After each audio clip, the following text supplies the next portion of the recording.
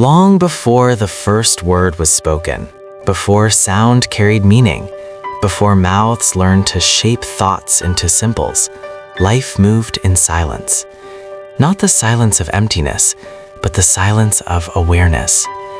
The world was loud with wind, water, footsteps, breathing, heartbeats. But humans did not name these sounds. They simply felt them. In those days, humans did not wake up with plans. They woke up with sensations. Cold on skin, hunger in the stomach, fear in the chest, light in the eyes. There was no word for morning, yet they knew when darkness faded. There was no word for night, yet they knew when danger grew closer. The sun rose not as a concept, but as warmth. The sky changed color, not as beauty, but as a signal. Life was not explained, it was experienced. Humans lived in small groups, moving like shadows across the land. They did not call themselves tribes. They did not call the land home. Nothing was owned, nothing was claimed. The earth was not something separate from them. It was simply there, and so were they. Without language, memory worked differently. There were no stories told by fire, no names of ancestors, no legends of the past. Memory lived in the body. A scar remembered danger, a smell remembered food, a sound remembered death.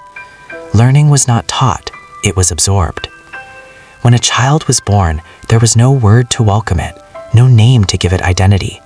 Yet the group felt the change instantly. A new breathing pattern entered their rhythm. The child was not someone, it was part of the moving whole. It learned by watching. Eyes followed hands followed patterns. Survival passed silently from body to body. There were no questions, not because humans were unintelligent, but because curiosity had no shape. Questions require words. Without language, there was only attention, a deep, continuous attention to the world. Fear was the strongest teacher. Conflict existed, raw and physical. When two humans wanted the same thing, there was no argument. There was movement, posture, tension, sometimes violence. Sometimes one backed away. No one explained why. There was no justice, no fairness, only outcome. Love existed too, but not as a word or promise. It lived in closeness, in shared warmth during cold nights, in protection during danger, in the simple choice to stay near someone rather than walk away. Bonds were not named, but they were strong. Mothers did not tell children stories, but they shared rhythms, breathing together, walking together, sleeping together. The child learned safety through presence, not explanation. Fire was already known, but not understood. It was not fire. It was light and heat and danger. Humans did not know how it worked, only that it changed everything. It kept animals away. It softened food. It gathered bodies together at night. Around fire, humans stared, long stares, not thinking, but feeling. Something inside them changed during those moments. The fire created shadows, moving shapes, flickering faces. For the first time, humans saw the world transform without moving themselves. This was important, though they did not know why. Without language, emotions were not separated. Fear mixed with excitement. Curiosity mixed with caution. There was no word to divide them. The human mind was whole, not categorized. Nature was not something to be conquered. There was no concept of control. Humans followed animals rather than planning hunts. They observed seasons without counting them. They adapted rather than dominated. But slowly, very slowly, something new began to appear. It began with repetition. Certain sounds escaped mouths during moments of strong feeling, not words, cries, rhythms, breath shaped by emotion.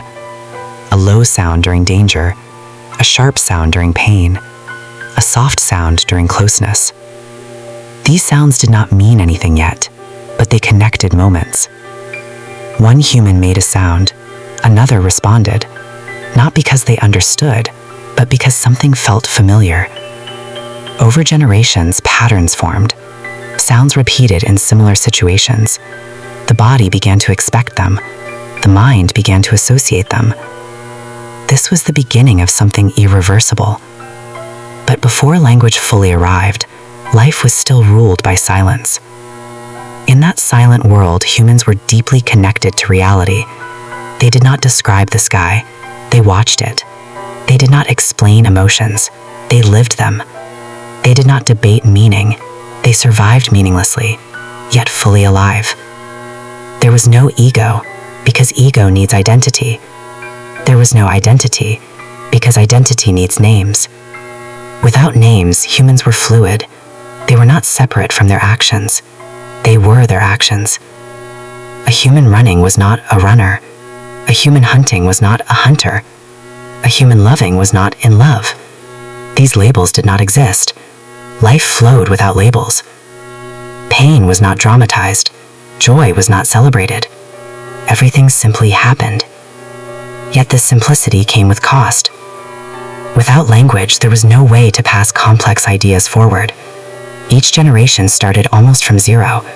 Progress was slow. Knowledge died with bodies. Mistakes repeated endlessly. One group might learn a safer path. Another would die trying the dangerous one again.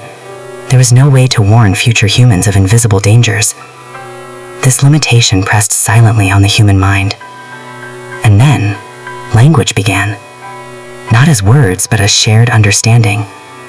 A sound made during danger began to mean danger. A sound made during food discovery began to mean food. A sound made during closeness began to mean safety. For the first time, humans could point to something that was not physically present. This changed everything. But that is another story. Before language, humans were not stupid. They were different. They lived in the present with intensity modern humans rarely experience. Their awareness was sharp. Their senses were wide open. Their minds were not crowded with symbols. They did not talk about life. They were life. And when language arrived, something powerful was gained, but something pure was lost. Because once humans learned to speak, silence was never the same again.